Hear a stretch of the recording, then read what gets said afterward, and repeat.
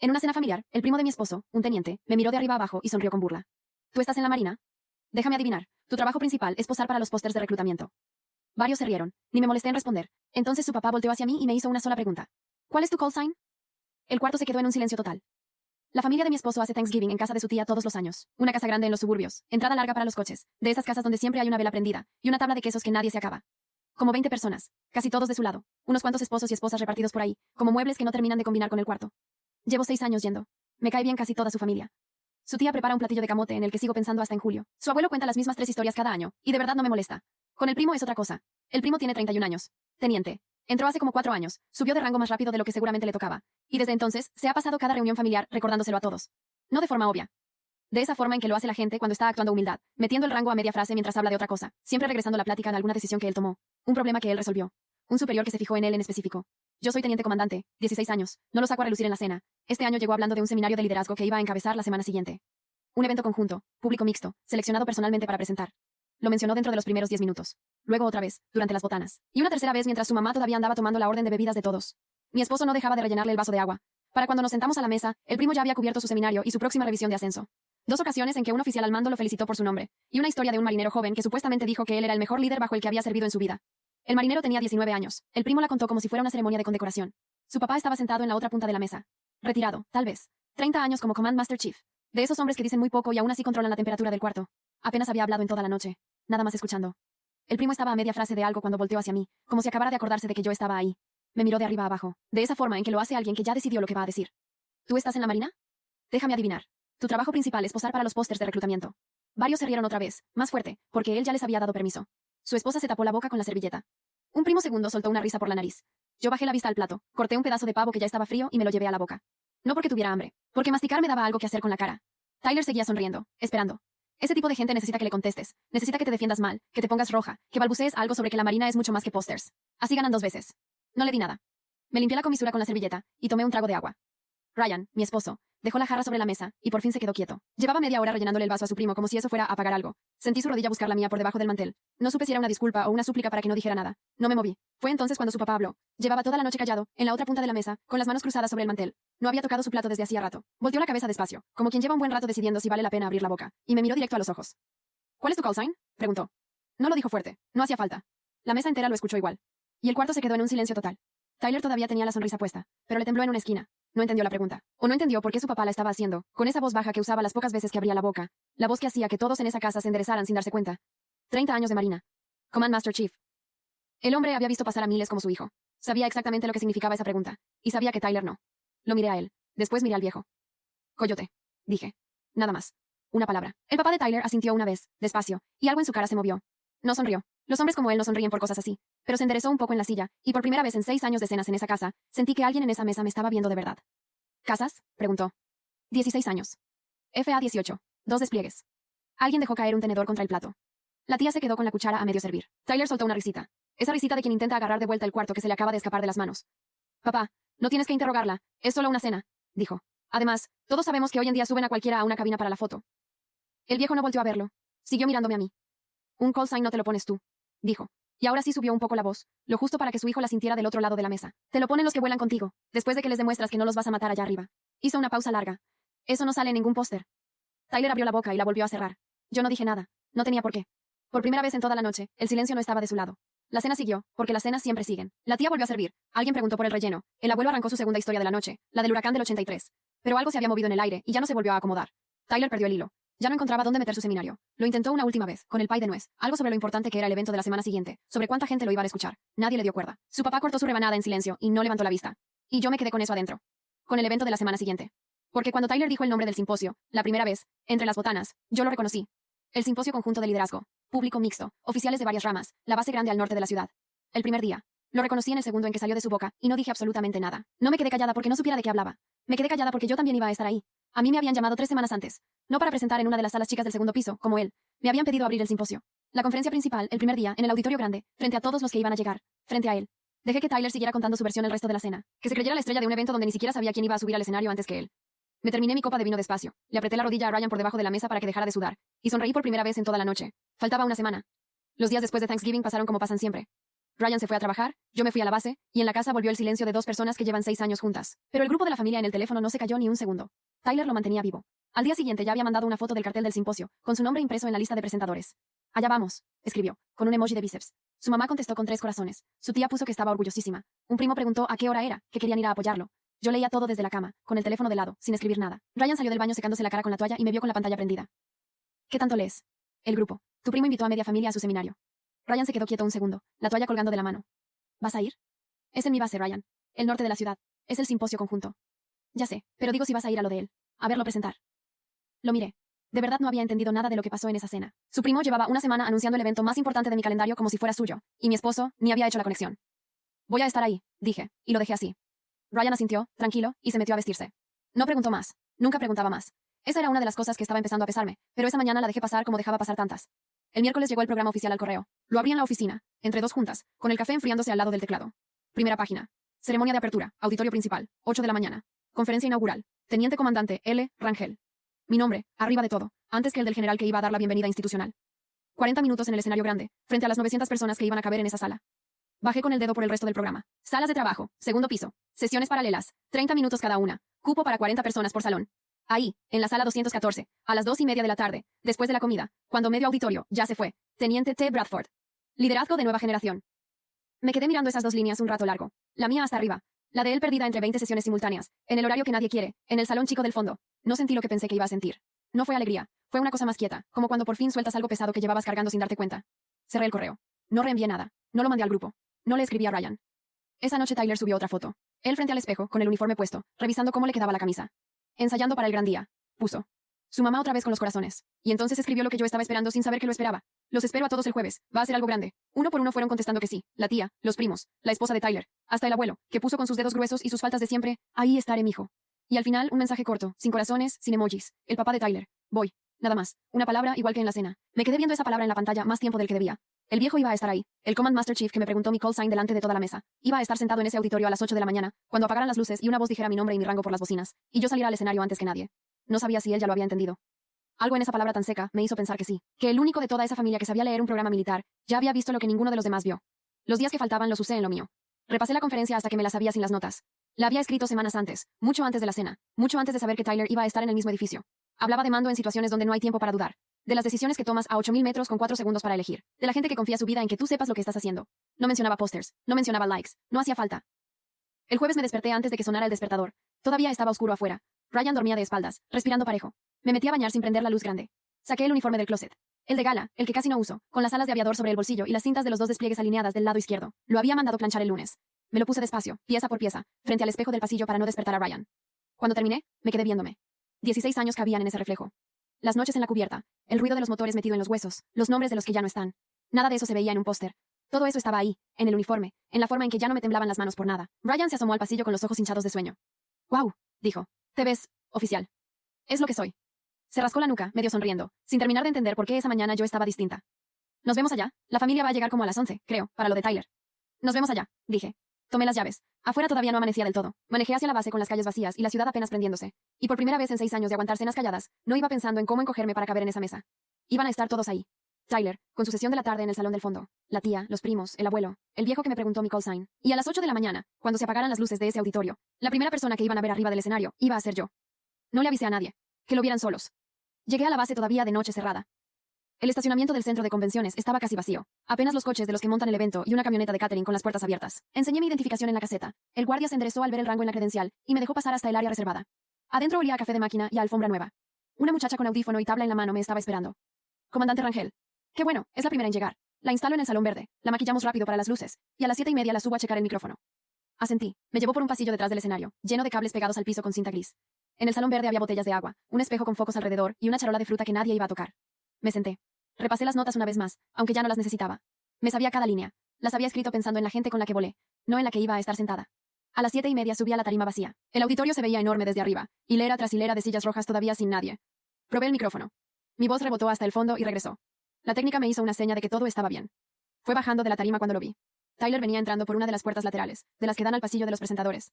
Traía su uniforme de diario, no el de gala, y un gafete colgado del cuello. Caminaba con esa seguridad de siempre, saludando con la barbilla a gente que ni volteaba, buscando desde temprano a quién impresionar. Me vio a media escalera. Se paró en seco. Yo bajaba con el uniforme de gala completo. Las alas sobre el bolsillo. Las cintas de los dos despliegues del lado izquierdo, en fila, cada una con su historia. En un evento militar esas cosas no son adorno. Cualquiera que sepa leer un pecho sabe en 3 segundos quién eres, dónde estuviste y cuánto pesa lo que cargas. Y Tyler, aunque fuera un fanfarrón, sabía leer un pecho. Se le fue el color de la cara. Lo vi tragar saliva desde donde estaba, pero se recompuso rápido, como los de su tipo. Se acercó con una sonrisa grande, abriendo los brazos, subiendo la voz para que lo oyeran los otros oficiales que empezaban a llegar al pasillo. Pero mira nada más, mi prima, dijo, y me puso una mano en el hombro, palmeándome como si fuéramos compañeros de toda la vida. No sabía que ibas a andar por aquí. Qué chico el mundo, ¿verdad? 2 oficiales voltearon. Un capitán de fragata de la Fuerza Aérea y una mujer de uniforme blanco que reconocí de un curso años atrás. Teniente, dije. Nada más. Ni primo, ni Tyler, ni sonrisa. Le quité la mano del hombro con un movimiento suave, sin brusquedad, pero sin dejar duda. Él la bajó y se rió. Esa risita otra vez, la de quien siente que el piso se le está moviendo y no entiende por qué. Oye, qué formal, dijo, tratando de que sonara a broma. En la cena eras más relajada. En la cena no estábamos de uniforme. La oficial de blanco se acercó y me tendió la mano. Comandante Rangel, la escuché en San Diego hace 2 años, en la conferencia de seguridad de vuelo. Tengo muchas ganas de oírlo de hoy. Gracias. Qué gusto verla otra vez. Tyler se quedó ahí parado, con la sonrisa colgando, mirando cómo una oficial que él no conocía me trataba con un respeto que él nunca me había dado en 6 años. Vi el momento exacto en que empezó a entender que algo no cuadraba con la idea que se había hecho de mí. ¿Vas a presentar algo?, preguntó, y por primera vez la voz le salió más chica. Antes de que yo contestara, la muchacha del audífono volvió por el pasillo. Comandante, en 10 minutos la necesito atrás. Es la primera. Usted abre el simposio. El general habla después de su conferencia. Voy para allá, le dije. Tyler no dijo nada. Se quedó viéndome con la boca un poco abierta, y por fin algo en su cara se apagó. No era el salón chico del segundo piso a las 2:30 de la tarde. No era una de 20 sesiones al mismo tiempo. Era el escenario grande. La apertura. Antes que el general. Antes que nadie. Nos vemos allá adentro, teniente. Dije, y me di la vuelta. No esperé a ver su cara. Ya la había visto suficiente. Atrás oí que el capitán de fragata le preguntaba. ¿Es tu prima? No sabía que tenías a Coyote en la familia. No oí que contestó Tyler, porque ya iba lejos por el pasillo, y porque su respuesta, por primera vez en 6 años, no me importaba nada. En el salón verde me quedé sola unos minutos. Tomé agua. Cerré los ojos. Respiré hondo 2 veces, como antes de cada vuelo. El corazón me latía, pero era el latido bueno, el que conozco, el que no me estorba. Antes de que me llamaran, me asomé por la orilla del telón a ver la sala. Ya empezaba a llenarse. Uniformes de las 3 ramas, gente buscando asiento, el murmullo de 900 personas acomodándose. Recorrí las hileras con la vista sin buscar a nadie en particular, y entonces lo encontré. Primera fila. Casi al centro. Un solo hombre, sentado con la espalda recta, el abrigo doblado sobre las piernas. Había llegado antes que casi todos. El papá de Tyler. El Command Master Chief. El único de toda esa familia que sabía leer un programa militar. Los demás iban a llegar a las 11, a apoyar a su hijo en el salón del fondo. Pero el viejo había manejado hasta la base de madrugada, en la oscuridad, porque cuando leyó ese programa, entendió exactamente lo que yo iba a hacer a las 8 de la mañana, y no se lo quiso perder. No me vio. Estaba mirando el escenario vacío, esperando, con las manos quietas sobre el abrigo. Dejé caer el telón. La muchacha del audífono me tocó el hombro. Es hora, comandante. Me acomodé la chaqueta, sentí el peso de las alas sobre el pecho, y caminé hacia las luces. Las luces del escenario pegan distinto cuando las tienes encima. No ves a la gente. Ves una pared blanca de reflectores, y más allá, un bulto oscuro que respira. 900 personas convertidas en una sola sombra que espera. Caminé hasta el centro. Ajusté el micrófono. Dejé pasar 3 segundos de silencio. Esos 3 segundos que aprendí que valen más que cualquier frase de arranque. Y hablé. Buenos días. Soy la teniente comandante Rangel, 16 años en la Marina, piloto de caza. Y lo que les voy a contar hoy no lo aprendí en un salón. La sala se quedó quieta. No empecé con estadísticas. No abrí con una diapositiva de puntos y flechas. Les conté de una noche sobre el mar, sin luna, cuando el sistema de un compañero falló a 80 millas del portaaviones, y yo era la única que lo tenía a la vista. Les conté de los 4 segundos que hay entre que algo se descompone y que alguien muere. De cómo en esos 4 segundos no sirve de nada el rango que traes bordado. Solo sirve lo que la gente que vuela contigo cree de ti. Si creen que sabes lo que haces, te siguen. Si dudan, se mueren. El liderazgo no es que te admiren, dije. El liderazgo es que te confíen la vida cuando no hay tiempo de comprobar si la mereces. Eso no se anuncia. Eso se demuestra, callado, un día y otro, hasta que un muchacho de 19 años pone su avión detrás del tuyo en la peor noche de su vida, porque sabe que tú no lo vas a soltar. Sentí un movimiento en la sala cuando dije lo del muchacho de 19 años. No lo planeé para eso. Lo escribí semanas antes de la cena, mucho antes de saber que Tyler existía en mi calendario. Pero mientras lo decía, pensé en él, contando su historia del marinero como si fuera una medalla que se colgó solo. Y seguí. Hablé de las decisiones que tomas cuando nadie te va a aplaudir. De los errores que cargas con nombre y apellido porque un error tuyo tiene cara. De lo que significa mandar cuando mandar puede costar sangre y no likes. No levanté la voz. No necesitaba. La sala entera estaba inclinada hacia adelante. Esa clase de silencio que no se finge, en el que hasta se oye cuando alguien acomoda una silla al fondo. En algún momento me permití mirar. Los reflectores no dejan ver mucho, pero la primera fila sí se alcanza, apenas, por debajo de la línea de luz. El viejo estaba ahí, con la espalda recta, el abrigo todavía sobre las piernas, sin moverse. No sonreía. Los hombres como él no sonríen. Pero me miraba de una manera que no me había mirado nadie de esa familia en 6 años de cenas. Como se mira a alguien que hace bien un trabajo difícil. Como se mira a un igual. Cerré con algo simple. A los que van a mandar mañana, no busquen la sala más llena. Busquen a la persona más joven bajo su mando y pregúntense si volaría con ustedes en la peor noche. Si la respuesta es sí, ya son líderes, aunque nadie lo sepa todavía. Si la respuesta es no, ningún escenario del mundo los va a salvar. Gracias. Bajé la barbilla. Solté el micrófono. Hubo medio segundo de nada. Ese medio segundo eterno, en el que no sabes si conectó o si te quedaste hablando sola. Y después la sala se puso de pie. No fue un aplauso de cortesía, de los que se dan porque toca. Fue el ruido de 900 sillas rojas vaciándose de golpe, de manos de gente que sabe exactamente de qué estás hablando, porque ellos también han estado a 80 millas de casa sin luna. Oficiales de las 3 ramas, de pie. El general que hablaba después de mí, de pie, aplaudiendo con las manos en alto. Y en la primera fila, el viejo se levantó despacio, con el abrigo colgando del brazo, y aplaudió. No gritó. No chifló como los de atrás. Solo aplaudió, firme, mirándome de frente, y con la cabeza me hizo una sola inclinación. Un gesto mínimo. De él, valía más que las 900 personas juntas. Busqué a Tyler sin querer buscarlo. Tardé en encontrarlo. Estaba parado junto a una de las puertas del fondo, medio escondido detrás de una columna, con el gafete todavía colgando y las manos a los lados. No aplaudía, no podía. Se veía chiquito allá atrás. Más chiquito de lo que lo había visto nunca. Viendo a toda una sala ponerse de pie por la prima, a la que 2 días antes le había dicho que su trabajo era posar para pósters. Nuestras miradas se cruzaron un segundo. Yo no le sonreí. No le hice ningún gesto. No hacía falta. Bajé del escenario mientras la sala seguía de pie. El general me alcanzó al pie de las escaleras. Me estrechó la mano con las 2 suyas y, sin soltarla, se inclinó para que lo oyera por encima del ruido. En 30 años pocas veces he abierto un simposio detrás de alguien, me dijo. Hoy me tocó a mí ir después de usted. Gracias, comandante. Le agradecí. No supe qué más decir. Todavía traía el pulso metido en los oídos. Él subió a tomar mi lugar en el escenario y yo salí por el pasillo de cables, sin voltear atrás. En el salón verde me senté un momento sola. Me temblaban un poco las manos, ahora que ya había pasado. Tomé agua. Del otro lado del telón se oía todavía el murmullo grande de la sala volviendo a acomodarse. Saqué el teléfono. En el grupo de la familia había mensajes nuevos. La tía preguntando la dirección exacta del centro de convenciones. Un primo diciendo que ya venían en camino, que llegaban como a las 11, para el gran evento de Tyler.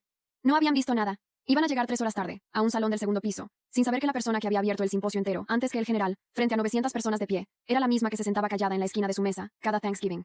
Guardé el teléfono. Todavía faltaba la tarde. Y la tarde le tocaba a Tyler. La familia llegó a las 11, como habían dicho. Los vi entrar por el lobby principal en bola, la tía adelante con su bolsa grande, el abuelo del brazo de un primo, la esposa de Tyler con lentes de sol todavía puestos adentro. Ryan venía atrás, buscándome con la mirada. Yo seguía de uniforme de gala. No me había cambiado. Estaba parada cerca de la entrada del auditorio porque un coronel me había parado para felicitarme, y no me había dejado ir todavía. La tía me vio y se acercó con esa sonrisa de compromiso de siempre. Ay, Lucía, mira nada más, hasta de gala viniste. Qué bonito que apoyas a Tyler. Sus sesiones a las 2:30, arriba. ¿Sabes dónde queda el salón? El coronel, que seguía a mi lado, la miró sin entender. ¿Perdón, señora? Dijo. La comandante abrió el simposio hace 3 horas. Fue la conferencia inaugural. La tía parpadeó. ¿La qué? La conferencia principal, en el auditorio grande, antes que el general. El coronel me puso una mano en el hombro, con respeto, no como Tyler. No sé si sepa a quién tiene en la familia. En 20 años pocas veces he visto una sala pararse así. La tía se quedó con la sonrisa a medias, sin saber qué hacer con la cara. Detrás de ella, un primo dejó de ver el teléfono. La esposa de Tyler se bajó los lentes despacio.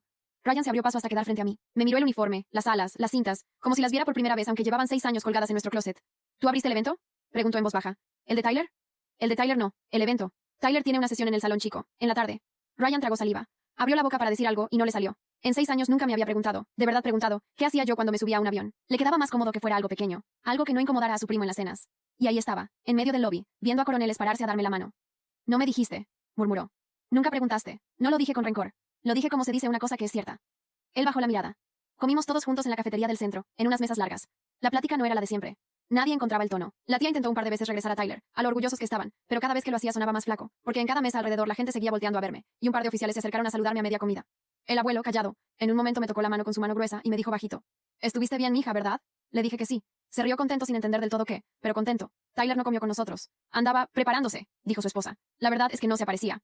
A las 2:30 subimos al segundo piso. El salón 214 era exactamente lo que decía el programa. 40 sillas, la mitad vacías. Un cañón de proyección, una pantalla, una mesita con una botella de agua. Nada de reflectores. Nada de 900 personas. La familia ocupó 2 filas, y de repente el salón se veía lleno de puros Bradford. Había, eso sí, algunos oficiales de verdad. 3 o 4, repartidos. Gente que entró porque el título de la sesión, liderazgo de nueva generación, les sonó, o porque no tenían otra cosa a esa hora.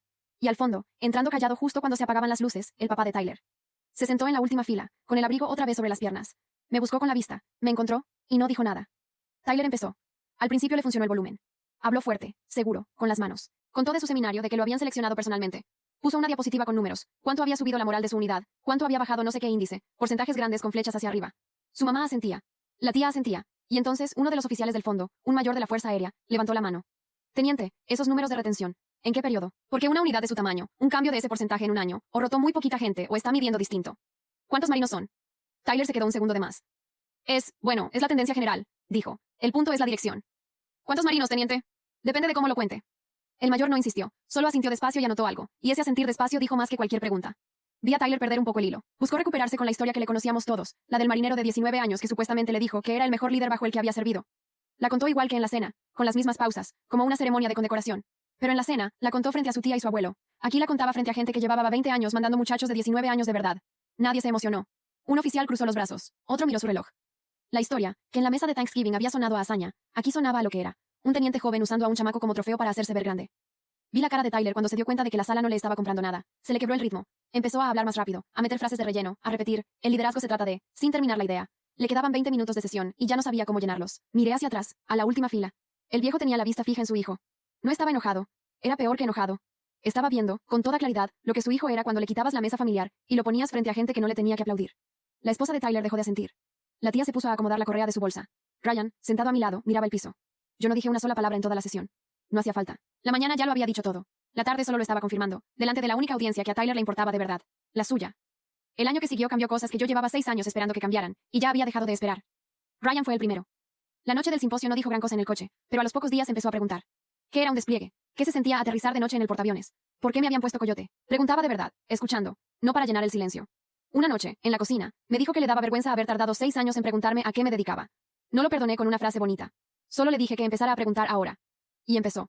Tyler desapareció del grupo de la familia por semanas. Ya no mandaba fotos de uniforme ni anuncios de seminarios. Cuando volvió a escribir, era otra cosa, mensajes cortos, sin bíceps, sin corazones. Su esposa me contó, en una comida, que su papá había hablado con él largo aquella noche, ya tarde, los dos solos en el coche. No me dijo qué le dijo, no me hizo falta. Yo había visto la cara del viejo en ese salón del segundo piso. El que me buscó fue él, el Command Master Chief. Me llamó 2 semanas después, con esa voz baja, para preguntarme por un curso de vuelo al que quería meter a un nieto por el otro lado de la familia. Hablamos media hora, después volvió a llamar. Se hizo costumbre. 2 militares platicando de lo que saben. Nunca me dijo perdón por mi hijo. Los hombres como él no dicen esas cosas, pero cada llamada era su manera de decirlo. En primavera salió mi ascenso. Me senté frente a la junta, respondí lo que tenía que responder, y unas semanas después me avisaron que me daban el mando de un escuadrón. Mi propio escuadrón. La ceremonia fue en la misma base del simposio. Invité al viejo. Llegó de gala, temprano otra vez, y se sentó en la primera fila, solo, con el abrigo sobre las piernas, igual que aquella mañana. Tyler también fue. No lo invité yo, lo llevó su papá. Se quedó atrás, junto a la puerta, como se había quedado en el auditorio un año antes. Cuando terminó la ceremonia se acercó. Traía las manos en los bolsillos y no encontraba dónde poner los ojos. Estuvo bien lo del mando, soltó por fin. Te lo ganaste. Se quedó callado un momento. Tragó saliva. Aquella cena estuve mal. Lo de los pósters. Estuve mal. No era una disculpa larga. No la necesitaba larga. Le dije que estaba bien y lo dije en serio. Él asintió, aliviado de que yo no lo hiciera más difícil, y se fue a buscar a su papá. No volvimos a tocar el tema. No hizo falta. Y llegó noviembre otra vez. Thanksgiving en casa de la tía, como cada año. La misma entrada larga, la misma vela prendida, la misma tabla de quesos que nadie se acaba. Los mismos 20, más o menos. Llegué con Ryan, con mi uniforme guardado en casa esta vez, en ropa normal, porque ya no tenía nada que probarle a nadie en esa mesa. La tía nos recibió distinta, más cuidadosa conmigo. Tyler estaba, callado, en una esquina, sirviéndose ponche. Me saludó con la cabeza. Yo le devolví el saludo.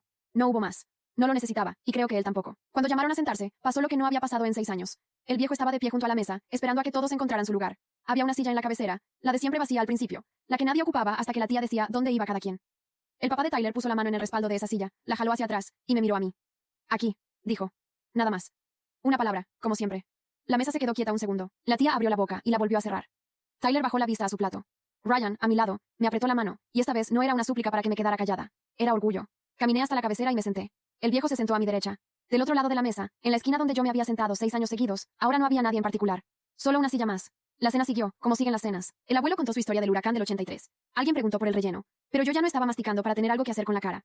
Estaba en la cabecera de esa mesa, con un plato de camote que llevaba todo el año pensando, y por primera vez comía tranquila.